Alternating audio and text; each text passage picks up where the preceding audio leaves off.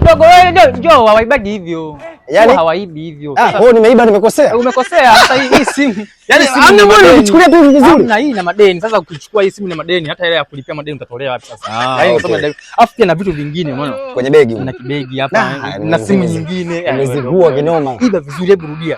Kwanza ndio mtu mkabe. Mkabe chukua simu inatokea kwa hivi na kukabaje? Unanirukia tu. Basi fanya hivi kwa sababu kumetokea nani? Tokea nyuma basi. Inatokea nyuma hivi. Wewe kama unaenda mbele. Ndio? Unanirukia hivi. Tulia. Nachukua simu na kibegi nakimbia, si ndio? Dogo njoo, mkague mtu. Kagua. Nimeiba kibegi na simu umesema? Vitu vingine unaona kama humu na wallet na simu nyingine. Una simu na wallet. Hebu rudia kuiba bwana. Hebu nipe tu. Shika tena. Unapoteza tu muda na wewe dogo yani wewe. Mpaka watu wamefika bwana, wanapita watu. Watu waangalia mchoro watu wataisha sasa. Wewe tunafanyaje? Nachukua nini na nini hapa? Chukua nikabe, chukua begi, chukua simu. Nikague kuna simu nyingine na huku na wallet na hela. Usije kulipa madeni. Unakimbia. Sawa, twende chap chap. Chap chap sasa. Unakuja. Hapo tulia. Hii hapa simu.